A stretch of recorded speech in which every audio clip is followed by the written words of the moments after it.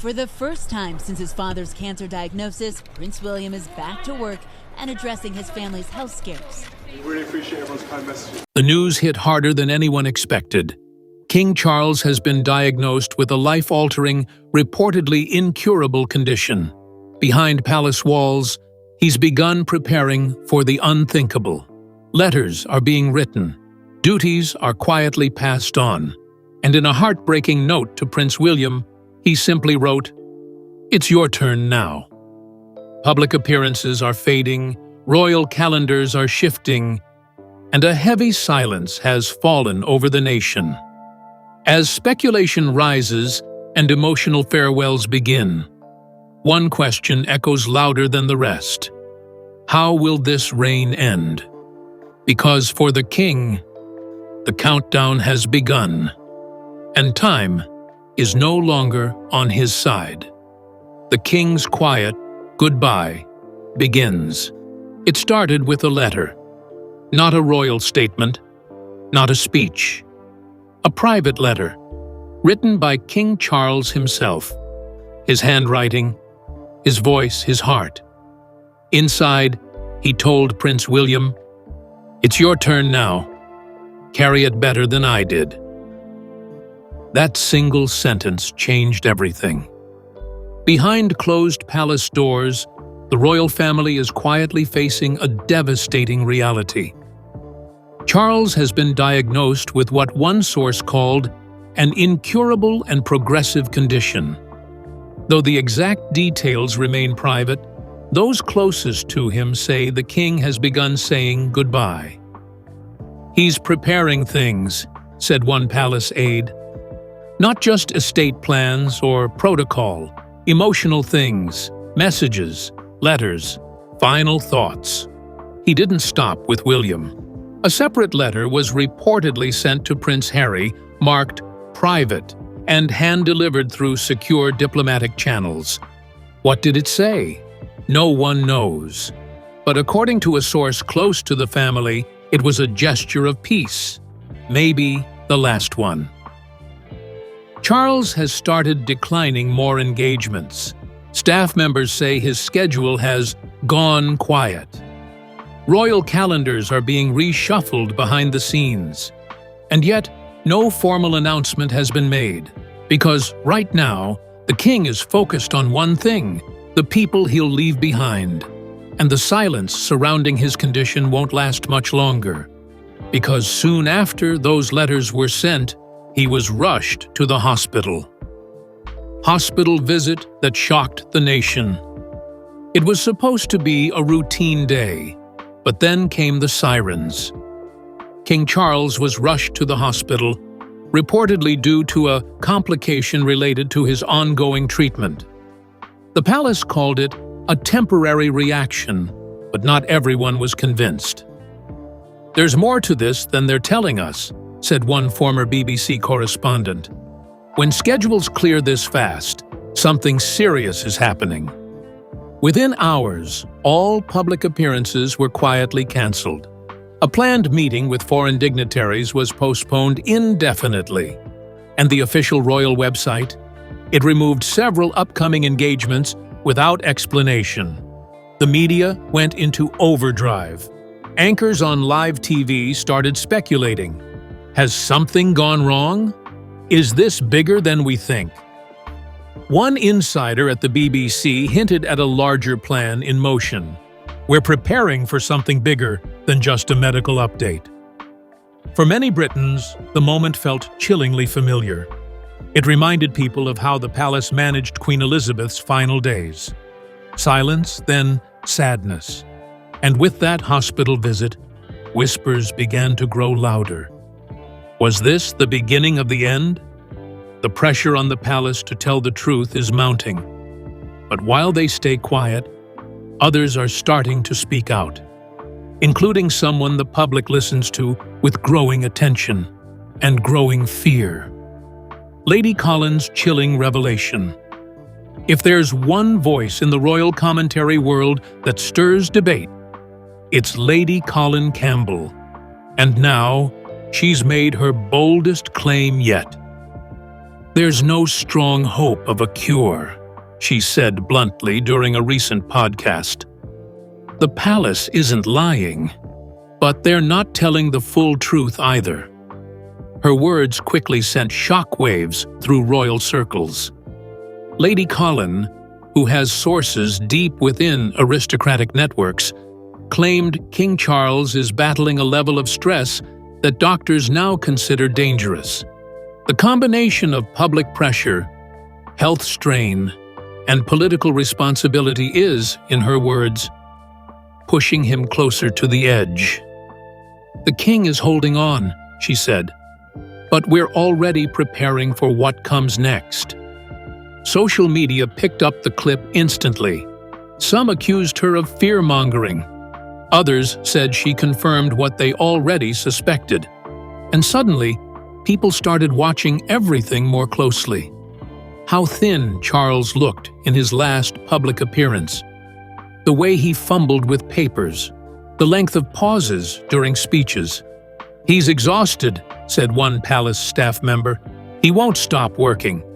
But you can see it in his eyes. He's fading." That kind of talk would normally be brushed off. But now, with Lady Colin sounding the alarm, people are starting to believe it. And if what she says is true, the king isn't just sick. He's racing against the clock, the weight of the crown, and the clock. Charles waited over 70 years to wear the crown, a lifetime spent preparing, watching, waiting. But now, just months into his reign, he's battling a diagnosis that no title can protect him from. "He's doing everything he can," said a royal insider. But the truth is, he knows time isn't on his side. The king is trying to fulfill as many constitutional duties as possible. Private briefings with Parliament, strategic planning for the Commonwealth, even tentative talks about future reforms. But it's getting harder. A planned state visit to Italy, which would have marked a powerful symbol of his leadership, is now on hold. One source revealed, doctors are warning him not to travel, but he doesn't want to cancel. Every choice is now a trade-off: duty versus health, legacy versus survival. He wants to be remembered for something other than illness, the insider said. But the clock is ticking, and he feels it. Inside the palace, whispers have started. Will this reign be the shortest in modern royal history? The king isn't stepping down, yet. But with each passing day, the pressure is building. And the one man caught in the middle of it all? His son, his heir, his shadow, Prince William. William's bittersweet preparation. He never asked for it to happen this way. Prince William, still mourning the state of his father's health, is now quietly preparing to lead. It's bittersweet, a close family friend shared. He's proud of his father. But he didn't expect this moment to come so soon. Behind the scenes, William is being brought into confidential briefings. He's being briefed on protocols, decisions, and national plans, just in case. And all of this is happening while his wife, Princess Catherine, continues to face her own health struggles. The pressure is enormous. The timing is cruel. "He's holding it together," said one palace aide, "but you can see the weight in his shoulders. It's grief and duty all at once." William's public appearances have shifted. He's speaking more like a head of state. He's standing alone more often. Every move is being analyzed. Every word is studied for signs of what's coming. The people see it too. "He's not the heir anymore," said one commentator. "He's the acting king." But while William steps into the light, the rest of the royal family is still grappling with the emotional side of the story. Because illness doesn't just test a man, it tests the people around him. And one of the most unexpected moves in this time of crisis? A letter to Prince Harry. Coming up next, can tragedy heal a broken family? A fractured family faces mortality. In a quiet moment, behind heavy palace doors, King Charles made a decision that surprised even his closest aides. He asked for a letter to be sent to Prince Harry. "Before it's too late," the king reportedly said, "let there be peace." Those 5 words may have signaled a deeper truth, not just about a father longing to heal the wounds between his sons, but about a man who knows he may not have many chances left. Sources say the letter to Harry was handwritten. It wasn't political, it wasn't polished. It was emotional, honest, and possibly final. He wanted Harry to know he's still his son, said a palace insider. Not a prince, not a problem, just his son. The move caught many in the royal circle off guard. For years, Charles remained distant during the rift between William and Harry. But now, with mortality in sight, he's reaching out. He knows this is the time to mend things, the insider added, because if he doesn't, who will? Whether Harry will respond or return is still unknown. But behind the scenes, discussions are reportedly underway. Quiet talks. No cameras, no titles, just family. And this unexpected gesture could be the moment that changes the future of the monarchy. Not in politics, but in people. Because sometimes it takes loss, or the threat of it, to bring a broken family back together. And while the royal family faces its deepest emotional trial yet, the outside world is watching closely. And not everyone believes they're getting the full truth. Public reactions, sympathy, and suspicion. As news of King Charles's health quietly spreads, the UK is reacting with a complicated mix of sadness, fear, and growing doubt. Some are heartbroken. "He's been through so much," one woman in Cardiff said during a BBC Street interview.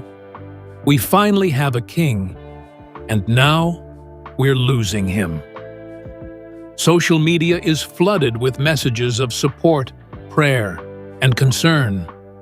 Tributes to his environmental work, memories of his time as Prince of Wales, and even childhood photos have gone viral under hashtags like #KingCharlesFarewell and Hold on Your Majesty.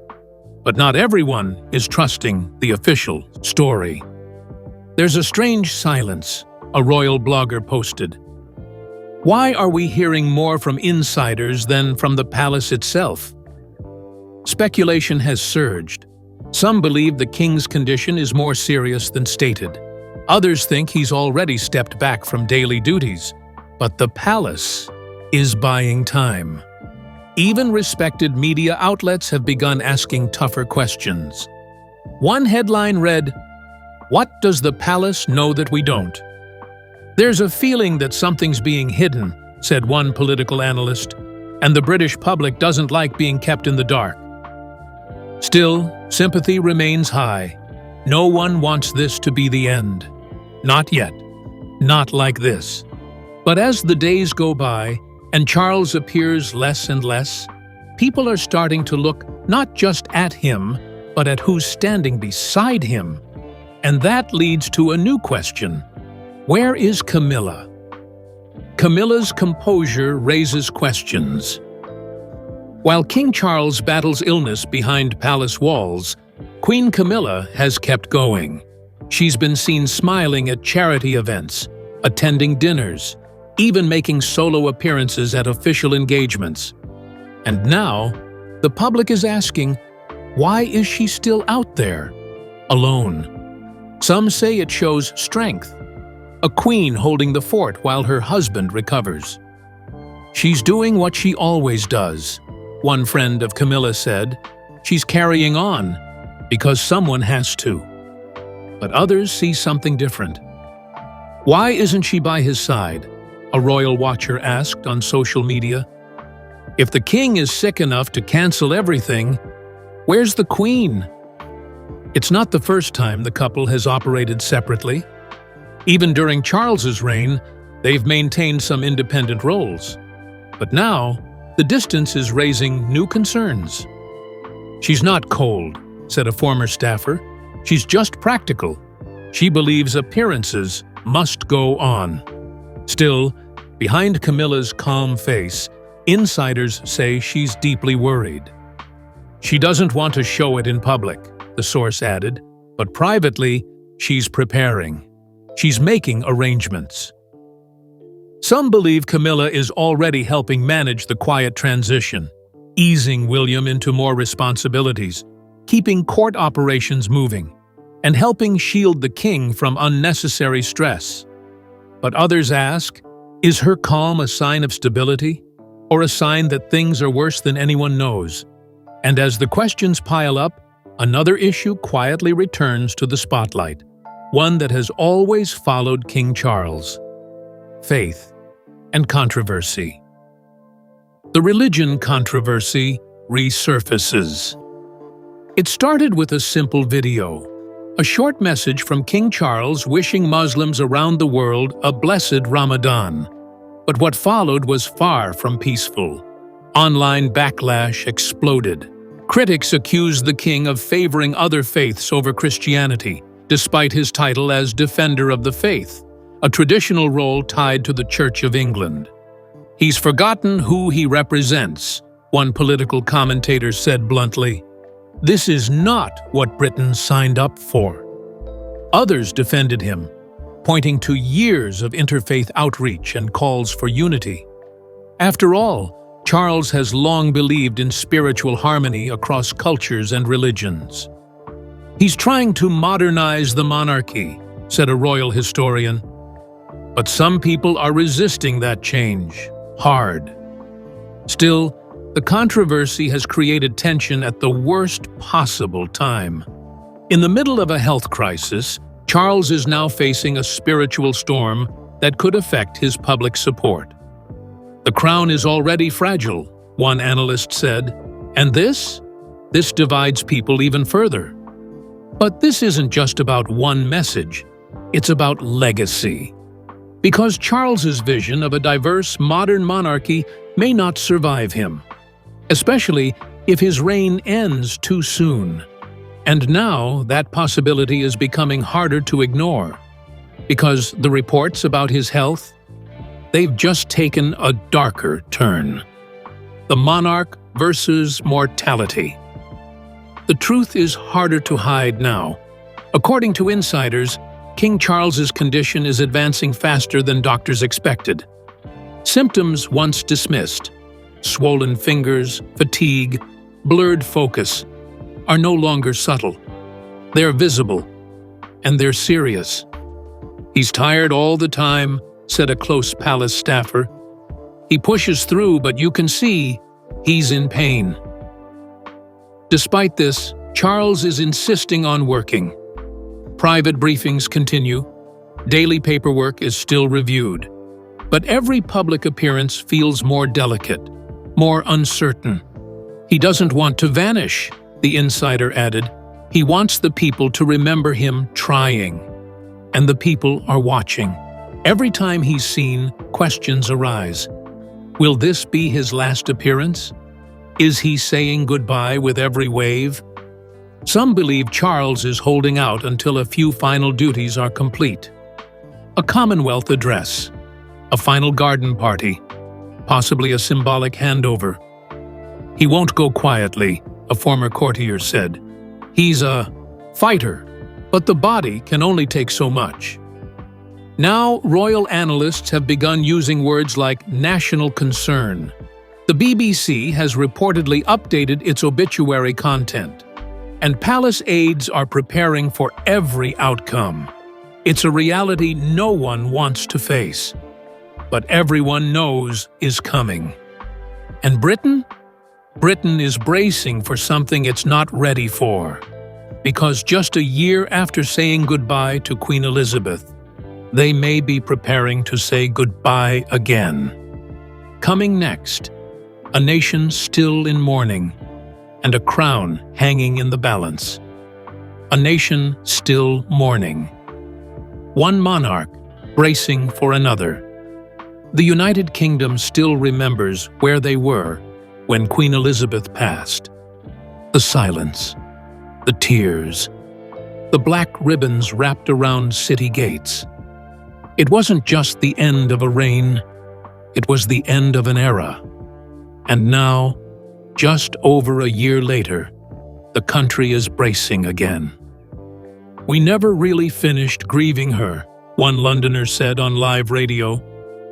"And now we're preparing to do it all over again?" For many, the idea of losing another monarch, this soon, this suddenly, is almost too much to process. The national mood has shifted. Even the normally upbeat morning shows sound slower, sadder. "The timing is cruel," one royal historian said. "Charles waited a lifetime, and fate may only give him a chapter, not a book." People are struggling to emotionally transition. The ink on the new banknotes barely dried. Postboxes still bear Elizabeth's mark. And now the thought of changing it all again, so soon, feels like too much change, too fast. Candlelit vigils have already begun popping up in small towns. People are laying flowers at royal residences without being asked. Some don't even know why they're doing it yet. "It just feels like something's ending again," one woman whispered near Windsor. It's not just the monarchy that feels fragile, it's the nation itself. And as the people brace, there's a quiet, growing fear. Will Charles be remembered for what he tried to do, or for what illness took from him before he had the chance? Because while his vision was progressive, his time is looking painfully short. And that brings us to the hardest part of all, the legacy he fought to build, and the one history may choose instead. The legacy. He longed to build. King Charles wasn't trying to be his mother. He wanted to be a different kind of monarch, one who cared more about action than appearances, one who focused on the environment, diversity, and modern values. He always said, "I want the crown to serve the times, not trap them," a former advisor shared. And he tried. As Prince of Wales, he spent decades pushing for issues long before they were popular. Climate change, organic farming, architecture, racial inclusion. People laughed then. They're not laughing now. But as king, he barely had time to begin. His plans for reform, his hope to modernize the monarchy's role, his desire to streamline outdated royal customs. Most of it now sits in folders, half-finished. He wanted to prove that the monarchy could evolve, the insider added. But illness stole the runway. Some within the palace pushed back against his progressive ideas. There were disagreements, delays, even rumors that not all senior royals agreed with his vision. Now, as his health declines, many are wondering, will any of it survive him? Or will Charles be remembered not for what he changed, but for what he never got the chance to finish? "The tragedy isn't just losing a king," said a journalist. "It's losing a king who never got to be the one he wanted to be." And while the UK watches, the rest of the world is taking note too. Because this isn't just a British crisis, it's a global shift. And some countries are already preparing for what comes next. Global implications. A fading figurehead? Beyond the UK, King Charles was supposed to be the symbolic thread keeping the Commonwealth connected.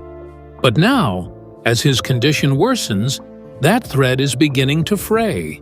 From Australia to Canada to Caribbean nations, quiet discussions have already started. Should they break away from the monarchy altogether? His reign was supposed to strengthen the Commonwealth, said a political analyst from Ottawa. But instead, it may be the tipping point that unravels it. In Barbados, where the monarchy was already dropped in recent years, leaders have made pointed comments about Britain's changing symbolic relevance. Other nations are openly questioning the point of keeping a king they rarely see, and who may not be around for much longer. "There's affection for the Queen. There's curiosity about William," said a Jamaican minister. "But Charles? There's no connection." His illness, though tragic, has only accelerated existing conversations, especially in countries where anti-monarchy sentiment was already growing. "The longer he remains a ghost on the throne," the analyst said, "the harder it is to justify staying tied to the crown." Even within the UK, questions are being asked. If the monarchy is losing its global hold, what does it still stand for at home? And who's going to step in to rebuild that trust? All eyes turn now to Prince William. But can he lead while grieving? Prince William's trial by fire. Prince William has always known this day would come. But he didn't expect it to come like this. Not while his father was sick. Not while his wife was also recovering from health challenges. Not while raising young children under the weight of the future. "This wasn't the timeline anyone planned for," said a Kensington Palace aide, but now he's stepping into the spotlight because he has to. William is now being briefed daily on royal matters. He's taking on his father's postponed engagements. And behind the scenes, he's reportedly preparing for the inevitable. "He's grieving," said a friend close to the family. "But he's also learning. Fast." The public is watching closely. Every speech, every appearance, every interaction. And they're no longer seeing a prince. They're seeing a future king.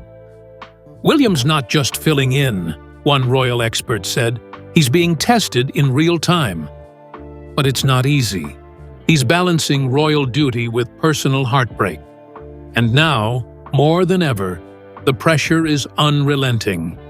He's been seen more serious, more somber, but also more determined. He doesn't want to be king because of illness, the source added, but he knows he has to be ready, any day now. And as William carries that burden, one question remains. How will this reign end? How will this reign end? As days pass and silence grows heavier, the country waits. The family waits. And the crown sits quietly, uncertain of who will next carry its weight. Will King Charles step down before his health fully fails? Some palace insiders say the conversation has already started. Advisors have drawn up contingency plans. Legal frameworks are quietly being reviewed. There's a plan for a soft transition, one insider whispered. He may not abdicate, but the handover could begin without a word. Others say he'll hold on to the end, that stepping down would feel like failure, like surrendering a destiny he waited a lifetime to fulfill. Meanwhile, Prince William stands ready. Camilla continues her duties. And Prince Harry? Sources say he's waiting for a call. The final call. The king wants peace before the end, said one close aide. Whether he gets it, we don't know yet. This reign, short as it is, will be remembered for more than just a diagnosis. It will be remembered for how it ends, for what was left unsaid, for what came too late. And as Britain prepares for the next chapter, one thing is painfully clear. The crown is heavier than ever, and soon it will have a new bearer. The goodbye has already begun, and the world is holding its breath. The crown is still on his head, but the world can feel it slipping. With every passing day, King Charles's silence speaks louder than words. The goodbye is already underway, and when the final moment comes, it won't just mark the end of a reign, it may reshape the monarchy forever.